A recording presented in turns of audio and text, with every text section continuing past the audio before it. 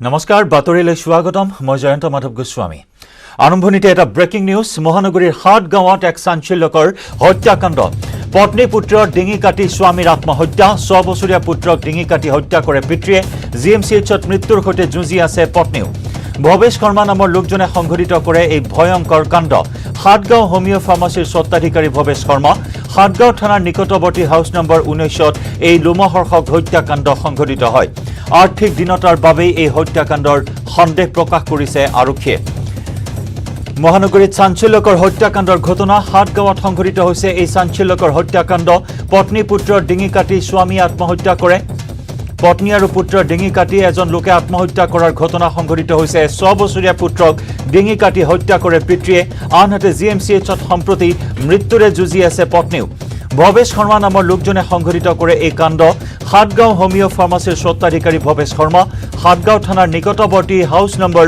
19ত সংঘটিত হৈছে এই হত্যাকাণ্ড আৰ্থিক দিনতাৰ বাবে এই হত্যাকাণ্ডৰ সন্দেহ প্ৰকাশ কৰিছে আৰক্ষীয়ে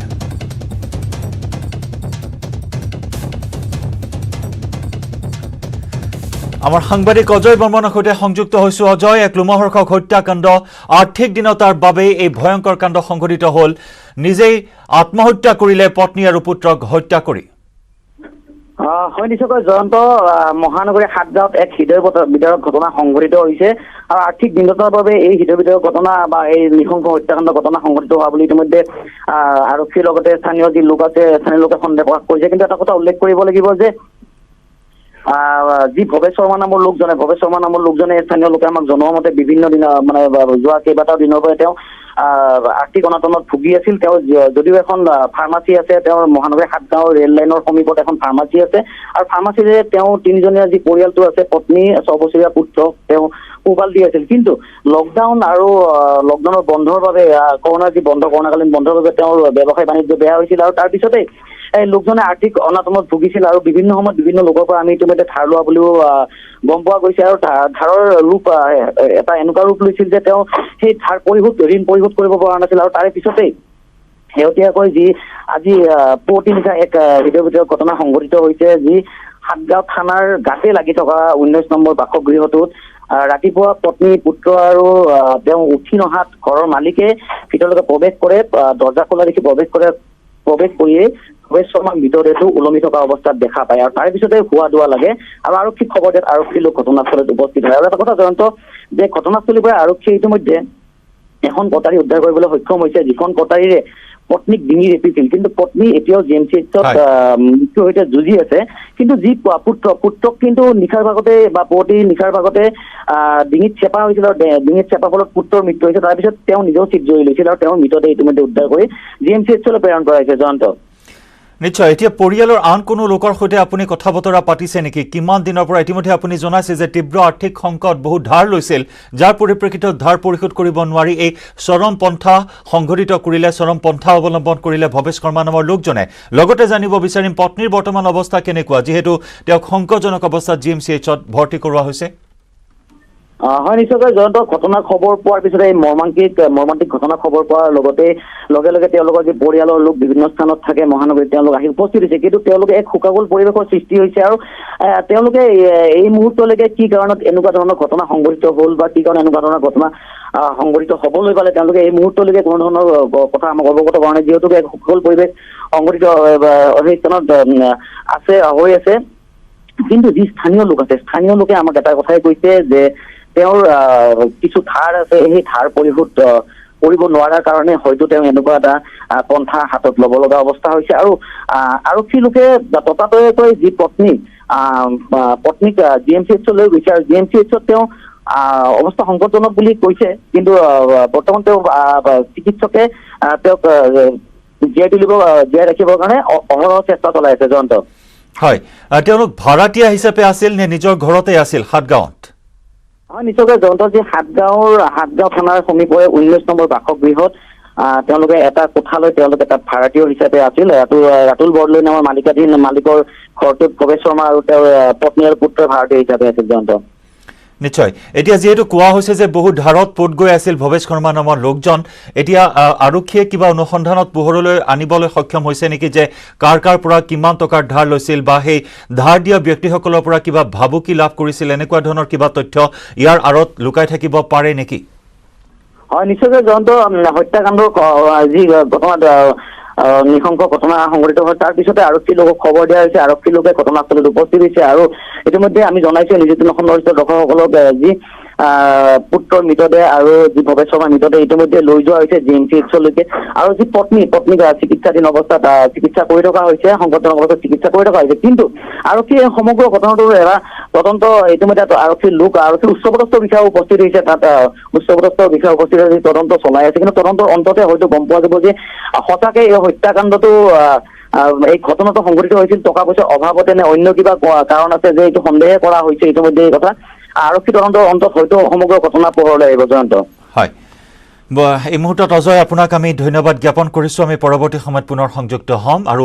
আৰক্ষীৰ সঠিক তদন্তত ইয়াৰ আঁৰৰ ৰহস্য হয়তো ভেদ হ'ব কিন্তু প্ৰাথমিকভাৱে আৰক্ষীয়ে সন্দেহ প্ৰকাশ কৰিছে যে বহু ধাৰত পোট গৈ আছিল আৰু যাৰ পৰিপ্ৰেক্ষিততে এই চৰমপন্থা হাতত ল'লে ভৱেশ শৰ্মা নামৰ লোকজনে হাটগাঁৱৰ হোমিঅ' ফাৰ্মাচীৰ স্বত্বাধিকাৰী আছিল এইজন ভৱেশ শৰ্মা ভাড়াতীয়া হিচাপে আছিল হাটগাঁৱত কিন্তু আজি এই ভয়ংকৰ ঘটনা পোহৰলৈ আহিছে নিজে চিপ লৈ আত্মহত্যাৰ পথ বাছি লয় নিজৰ পুত্ৰক ডিঙি কাটি হত্যা কৰে পত্নীক ডিঙি কাটি হত্যা কৰাৰ চেষ্টা চলাই গৈছে পত্নী বৰ্তমান GMCHত জীৱন মৃত্যুৰে যুঁজি থকা বুলি জানিব পৰা হৈছে আৰু এই ঘটনা হৃদয় বিদাৰক ঘটনা এই মুহূৰ্তত জোকাৰি গৈছে সমগ্ৰ হাটগাঁৱকে ধৰি গুৱাহাটী মহানগৰী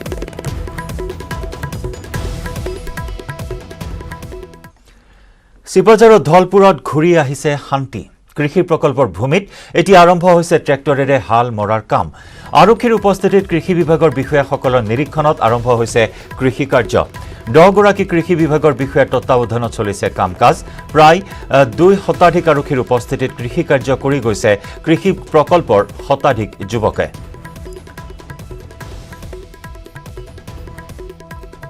এই মুহূৰ্তত পোনপটীয়া সম্প্ৰচাৰত আছে আমাৰ সাংবাদিক নৱজ্যোতি মহন্ত নৱজ্যোতি চেপা উত্তেজনাৰ মাজতে প্ৰাৰম্ভিক কাম কাজ ইতিমধ্যে কৃষি প্ৰকল্পৰ আৰম্ভ কৰা হৈছে কটকটীয়া নিৰাপত্তা বেষ্টনী তাত গঢ়ি তোলা হৈছে আপোনাৰ পৰা জানিব বিচাৰিম বৰ্তমানৰ শেহতীয়া পৰিস্থিতি কেনেকুৱা আৰু কেনেদৰে এই কাম কাজ আৰম্ভ কৰা হৈছে কৃষি প্ৰকল্পৰ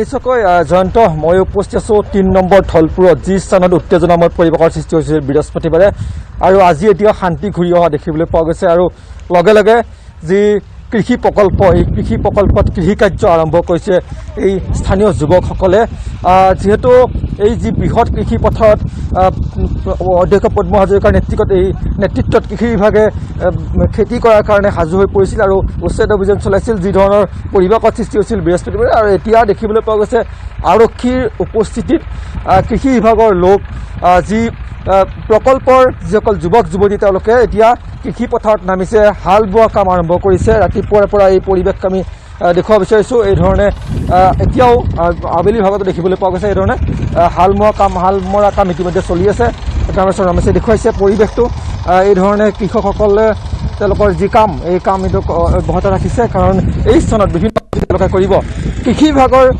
নোডেল বিষয়াগৰাকী আছে কৃষি বিভাগৰ কেইবাগৰাকীও প্ৰায় 10 গৰাকী ইয়াতে বিষয়া কৰ্মচাৰী উপস্থিতিত তেওঁলোকৰ নিৰ্দেশত তেওঁলোকৰ তত্ত্বাৱধানত এই ধৰণৰ কৃষি কাৰ্য আৰম্ভ কৰিছে আমি নোডেল বিষয়াগৰাকী আছে অকণমান ইফালে আহিলে ভাল হ'ব যিহেতু কৃষি বিভাগৰ উদ্যোগত অৰ্থাৎ কৃষি বিভাগৰ তত্ত্বাৱধানত কৃষি কাৰ্য চলি আছে যিহেতু আপুনি ৰাতিপুৱাৰে পৰা কিছু নৰ্মেল হৈছে পৰিৱেশ বৃহস্পতিবাৰে যি ঘটনা সংঘটিত হৈছিল এই ঘটনা সংঘটিত হোৱাৰ পিছত এতিয়া কি ধৰণে কাম আগবঢ়াইছে আপোনালোকে এতিয়া আমাৰ ইয়াতে আজি আমি মাটিমাহৰ কাৰণে আমি মাটি প্ৰস্তুত কৰি আছোঁ আৰু যিহেতু আমাৰ তথাপি এটা সাৱধানতাৰ কাৰণে আমাৰ চিকিউৰিটি নিৰাপত্তা মানুহ আছে তেওঁলোকে আমাৰ এতিয়ালৈ আজি আমাৰ 8খন ট্ৰেক্টৰ এতিয়ালৈকে চলি আছে আৰু আমি সম্পূৰ্ণ জৈৱিক পদ্ধতিত আমি খেতি কৰিবলৈ ওলাইছোঁ আমি ধৰক মাটিমাহত ৰাইজোবিয়াম ঠিক তেনেকৈ ফচফেটিকা এইবিলাক ব্যৱহাৰ কৰা ইয়াতে কোনো ৰাসায়নিক বস্তু ব্যৱহাৰ কৰা নহয়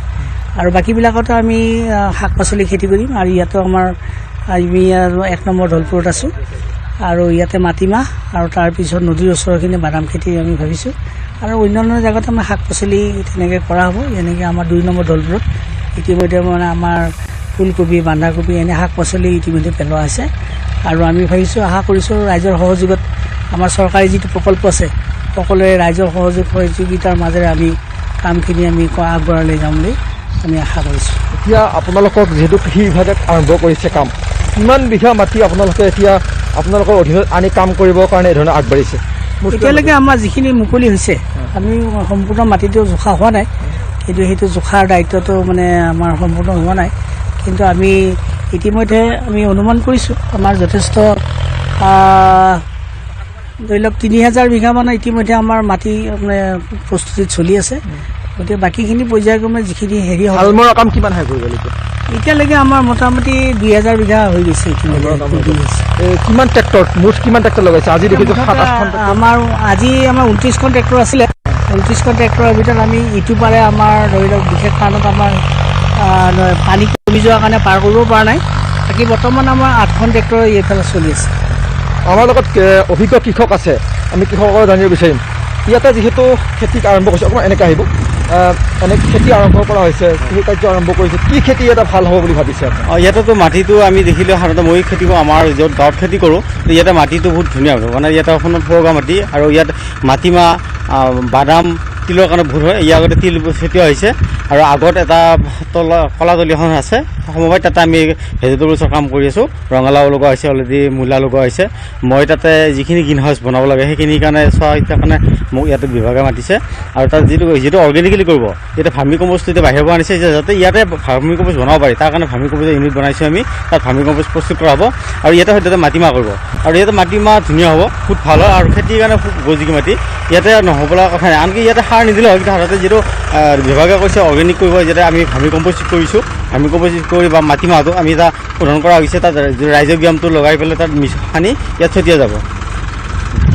এয়া আছিলে অভিজ্ঞ কৃষক এগৰাকী, তেওঁ নিজে বিভিন্ন খেতি কৰি পেলাই বিভিন্ন বঁটা তেওঁলোকে লাভ কৰিছে আৰু তেওঁ নিজে আহি এই ভূমি পৰিদৰ্শন কৰিছে, এই কৃষি পথাৰ পৰিদৰ্শন কৰিছে আৰু কি ধৰণে খেতি কৰিলে উন্নত হ'ব পাৰে বা অধিক উৎপাদন হ'ব পাৰে সেই কথা তেওঁ কৃষকসকলক অৱগত কৰিছে আৰু নিজে তেওঁ তদাৰক কৰি তেওঁৰ উপস্থিত এই ধৰণে কৃষি কাৰ্য চলি আছে। আৰু আমি কৈছোঁৱেই যে কিছু শান্তি ঘূৰি আহিছে বুলি ক'ব লাগিব এই স্থানত, আৰু এই স্থানতেই সেই বৃহস্পতিবাৰৰ দিনটোত যি ভয়াৱহ ঘটনা সংঘটিত হৈছিল, বৰ্তমান শান্তিৰ পৰিৱেশ ঘূৰিছে। আৰু আমি এটা কথা উল্লেখ কৰিব লাগিব, যিসকল লোকৰ ঘৰ উচ্ছেদ কৰা হ'ল আৰু যিসকল লোকৰ ঘৰ উচ্ছেদ কৰা নাই, উচ্ছেদ কৰাৰ কাৰণে জাননী জাৰি কৰা আছিল, সেইসকল লোকৰ পৰিয়ালো এতিয়া দেখিবলৈ পোৱা গৈছে নিজে ঘৰসমূহ ভাঙি অন্য স্থানলৈকে স্থানান্তৰ নিজে হৈছে। অৰ্থাৎ ক'ব লাগিব যে শান্তি ঘূৰি আহিছে। আৰু এটা কথা ইয়াৰ লগে লগে আমি ক'ব লাগিব যে এই স্থানত 3টাকৈ আৰক্ষীৰ যি কেম্প ইতিমধ্যে সাজু কৰি তোলা হৈছে, কেম্প ইতিমধ্যে ৰখা হৈছে, যাতে বাহিৰৰ পৰা কোনো লোক এতিয়া প্ৰৱেশ কৰিব দিয়া নহয়, যাতে বাহিৰৰ পৰা লোক আহি অপ্ৰীতিকৰ পৰিৱেশৰ সৃষ্টি নকৰে বা বিভ্ৰান্তিকৰ পৰিৱেশৰ সৃষ্টি যাতে কৰিব নোৱাৰে বা যিকোনো তৃতীয় শক্তি যাতে যিকোনো ঘটনা সংঘটিত কৰাৰ ক্ষেত্ৰত আঁৰত কোনো থাকিব নোৱাৰে, সেই কথা সেই কাৰণেই আৰক্ষীৰ লোকসকল সষ্টম হৈ থকা দেখিবলৈ পোৱা গৈছে। আৰু প্ৰায় 2 শতাধিক আৰক্ষী ইয়াতে উপস্থিতি কৃষিকাৰ্য ইয়াতে চলি থকা দেখিবলৈ গৈছে। জয়ন্ত, নিশ্চয় ধন্যবাদ। নৱজ্যোতি, এই মুহূৰ্তত আমি বিদায় জনাইছোঁ আপোনাক। আমি পৰৱৰ্তী সময়ত পুনৰ সংযুক্ত হ'ম আৰু এনেদৰে এতিয়া গৰুখুটিৰ কৃষি প্ৰকল্পত কটকটীয়া নিৰাপত্তা বেষ্টনীৰ মাজেৰে আৰম্ভ হৈছে কৃষি প্ৰকল্পৰ কাম। 10 গৰাকী কৃষি বিষয়াৰ নিৰীক্ষণত আৰম্ভ কৰা হৈছে প্ৰাৰম্ভিক পৰ্যায়ৰ কাম কাজ। এনেদৰে নিৰাপত্তা বেষ্টনীৰে তাত বেহু সৃষ্টি কৰি আৰম্ভ কৰা হৈছে কৃষি প্ৰকল্পৰ কাম।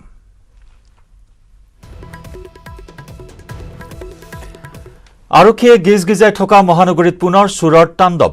এইবাৰ আৰক্ষীৰ ঘৰতে চোৰে সংঘটিত কৰিলে চুৰি কাৰ্য। বশিষ্ঠৰ লালমাটিৰ সন্ধিয়াচল নগৰৰ ঘৰ এটাত সংঘটিত হ'ল চুৰিকাণ্ড। CID বিষয়া প্ৰয়াত থানেশ্বৰ ৰয়ৰ ঘৰৰ পৰা চোৰে লুটি নিলে প্ৰায় 3 লাখ টকাৰ সোণৰ আৰু ৰূপৰ অলংকাৰ সহ নগদ 30,000 টকা। ঘৰটোত সন্ধিয়া কোনো নথকাৰ সুযোগ লৈ চোৰে লুটি নিলে সোণ ৰূপৰ অলংকাৰ তথা নগদ ধন। মূল প্ৰৱেশ দুৱাৰত তলা ভাঙি চোৰে প্ৰৱেশ কৰি চুৰিকাণ্ড সংঘটিত কৰাৰ লগতে লণ্ডভণ্ড কৰিলে সা সামগ্ৰী। চুৰিকাণ্ড সংঘটিত হোৱা ঘৰটো নিচেই কাষতে আছে সাংসদ দিলীপ শইকীয়াৰ ঘৰ। লগতে ঘটনাস্থলীৰ পৰা প্ৰায় 1 কিলোমিটাৰ ওচৰতে আছে বশিষ্ঠ আৰক্ষী থানা। ইপিনে তলাটো ভাঙিছে, দৰ্জা তলা ভাঙি ভিতৰৰ দিক লক কৰি থৈ গৈছে। ভিতৰৰ দিক তলা মোৰ গড্ৰেজৰ চব লৈ গ'ল আৰু 3-3.5 লাখ মান টকা আছিলে, সোণ নিছে, টকা 30,000 মান আছিলে। বাকী ভিতৰত কিবা কিবি আছিলে মিছালেজ টাইপ এতিয়ালৈকে চোৱা নাই, গম পোৱা নাই। হৈ থাকে মাজে মাজে হৈ থাকে, বাইক চুৰ হয় কেতিয়াবা, গোটেই এনেকুৱা চুৰ হৈ থাকে, প্ৰায়ভাগ হৈ থাকে। টীকাকৰণে জীৱন ৰক্ষা কৰিব পাৰে। এটা কাহিনীয়ে কয় টীকা গ্ৰহণ কৰাটো অত্যন্ত প্ৰয়োজনীয়। অন্ধ্ৰপ্ৰদেশৰ গুণ্টুৰ নিবাসী এটা পৰিয়ালে সংক্ৰমিত হয় কোভিডত। টীকা গ্ৰহণ কৰা শাহু যিগৰাকী এগৰাকী জ্যেষ্ঠ নাগৰিক, তেওঁ পৰাস্ত কৰিলে কৰোনাক। কিন্তু তেওঁৰ টীকা গ্ৰহণ নকৰা বোৱাৰীয়ে হাৰ মানিলে কৰোনাৰ ওচৰত। বোৱাৰীৰ বয়স আছিল মাত্ৰ 37 বছৰ। টীকাকৰণক লৈ নেটৱৰ্ক 18 আৰু ফেডাৰেল বেংকৰ সজাগতামূলক অভিযান সঞ্জীৱনী এ শ্বট অৱ লাইফৰ টীমে সাক্ষাৎ কৰে গুণ্টুৰ নিবাসী এই পৰিয়ালটোক।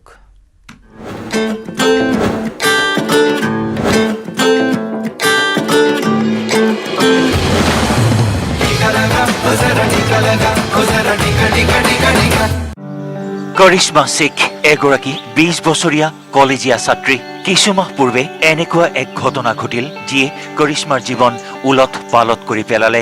চিল্কা লুৰিপেট গাঁৱৰ ঘৰত মৰিশালী সদৃশ পৰিৱেশ। ইয়াৰ আৰম্ভণি হয় কিছুমাহ পূৰ্বে, যেতিয়া কৰোনা ভাইৰাছত এই পৰিয়ালটোৰ 3জন সদস্য সংক্ৰমিত হয়। Me and my mother and my grandmother tested positive. Then we went to hospital. Me and my grandmother are safe. My mother has breathing problem. এওঁৰ মাক মস্তানীৰ আন কোনো ৰোগ নাছিল, কিন্তু তেওঁৰ স্বাস্থ্যৰ দ্ৰুত অৱনতি হৈছিল। After 10 days, there is no oxygen.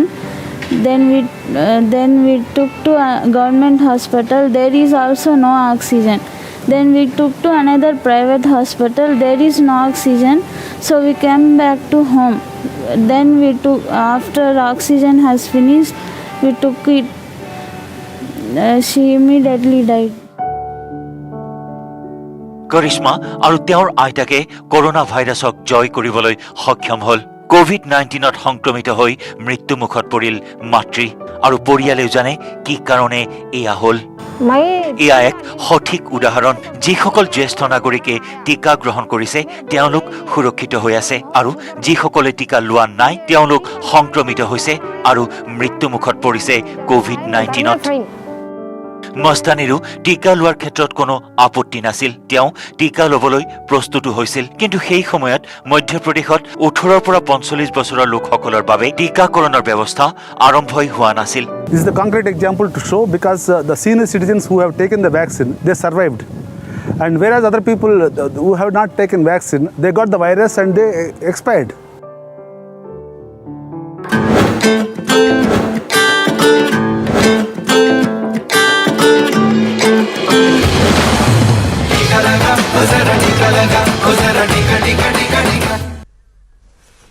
বাতৰিৰ পৰৱৰ্তী অংশলৈ যোৱাৰ পূৰ্বে লৈছো এটি বাণিজ্যিক বিৰতি।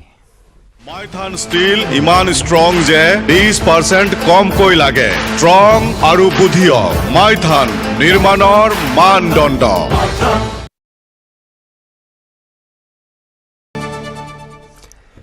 ম্যাদ উকলা শীতল পানীয়ৰ ৰমৰমীয়া বেহা। তেজপুৰত গোপনে মজুতকৰণেৰে চলিছে অবৈধ ব্যৱসায়। কম দামত ক্ৰয় কৰি একাংশ খুচুৰা বিক্ৰেতাই ভিতৰুৱা অঞ্চলৰ দোকানত বিক্ৰী কৰি আহিছে। তেজপুৰ চহৰৰ দৰ্জীপট্টিত থকা সুশীল সাহা নামৰ ব্যৱসায়ীজনৰ বিৰুদ্ধে উত্থাপিত হৈছে এই অভিযোগ। ব্যৱসায়ীজনৰ কলিবাৰীত থকা এটা গুদামত উদ্ধাৰ হৈছে দমে দমে মজুত ৰখা ম্যাদ উকলা শীতল পানীয়। ইফালে অতি কম দামত লাভ কৰাৰ বাবে শীতল পানীয় ক্ৰয় কৰি খুচুৰা বিক্ৰেতাই বিক্ৰী কৰি আহিছে ম্যাদ উকলা শীতল পানীয়।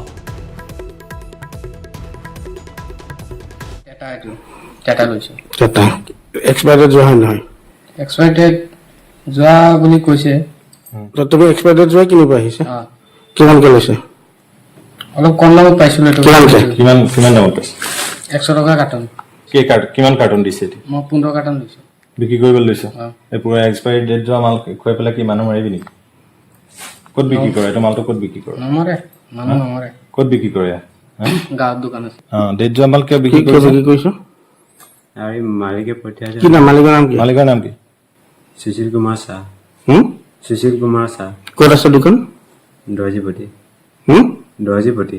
মই ডেফিনেটলি এইটো মোৰ ফুড ছেফটি অফিচাৰ আৰু ফুড এণ্ড চিভিল ছাপ্লাই অফিচাৰক এইবোৰ মই ইয়াৰ তদন্ত কৰিবলৈ দিম। আইল টেক একশ্যন। তেওঁ ৰাটগাৰ বিশ্ববিদ্যালয়ৰ পণ্ডিত আৰু PhDৰ ছাত্ৰ তেওঁ বষ্টনত ডাঙৰ দীঘল হৈছে সেই মাৰ্টা ভেণ্ডুজাৰ স্নো এতিয়া উত্তৰ প্ৰদেশৰ এখন গাঁৱৰ অনাময় যোদ্ধা একক আৰু অনন্য মাৰ্টা ভেণ্ডুজাৰ স্নো কেনেদৰে অনাময় যোদ্ধা হৈ পৰিল এই সন্দৰ্ভত চাওঁহক আমাৰ এই report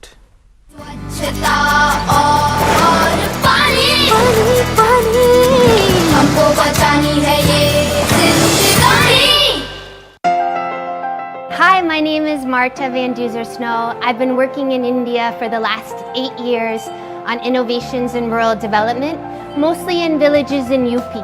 I've been living in India for the last 9 years, and I was connected to UP through the Rajiv Gandhi Charitable Trust, where I was volunteering for 4 years. When I first arrived to village, we did a survey, a household survey, asking every home what they want for their community and for their home. And almost everyone in that survey, this was back in 2013, answered toilets. So I started working on toilets because there was an expressed need.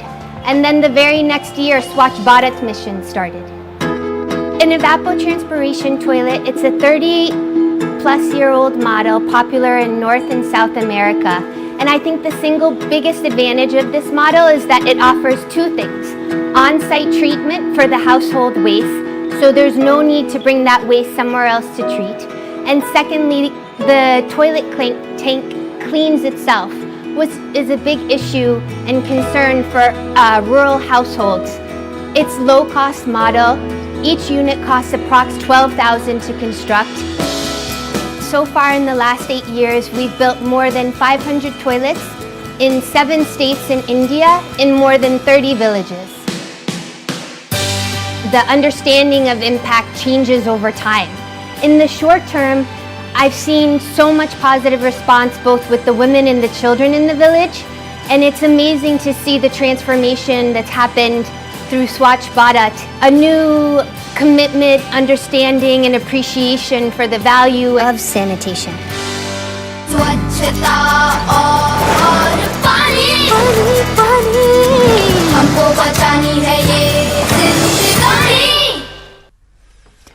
বঙাইগাঁৱত 13 দিন ধৰি সন্ধানহীন এহাল দম্পতি বঙাইগাঁৱৰ চাপাৰকাটাৰ শনিৰাম বৰ্মন আৰু চম্পাৱতী বৰ্মন নামৰ দম্পতিহাল যোৱা 13 ছেপ্টেম্বৰৰ পৰা ৰহস্যজনকভাৱে সন্ধানহীন হৈ আছে সন্ধিয়া নিজ ঘৰৰ পৰা দুয়ো ওলাই যোৱাৰ পিছত সংসূত্ৰ নাই দুয়োজনৰে একাংশ লোকে কিছুদিন পূৰ্বে শনিৰাম বৰ্মনক অকলশৰীয়া অৱস্থাত প্ৰত্যক্ষ কৰিছিল যদিও বৰ্তমান সময়ত পৰিয়ালৰ লোকে সন্ধান উলিয়াবলৈ সক্ষম হোৱা নাই মানসিকভাৱে কিছু অসুস্থ শনিৰাম বৰ্মনে নিজ পত্নীক লৈ ওলাই যোৱাৰ পিছতে নোহোৱা হৈ পৰাত এতিয়া স্বাভাৱিকতে শংকিত হৈ উঠিছে পৰিয়ালৰ বাকী লোকসকল পৰিয়ালৰ লোকে আত্মীয় স্বজন আৰু চিনাকি লোকসকলৰ ওচৰলৈ গৈ বিচাৰ খোচাৰ কৰিছে বঙাইগাঁও থানাত পৰিয়ালৰ তৰফৰ পৰা এজাহাৰ দাখিল কৰা হৈছে যদিও দুয়োৰে এই পৰ্যন্ত আৰক্ষীয়ে কোনো সন্ধান লাভ কৰিবলৈ সক্ষম হোৱা নাই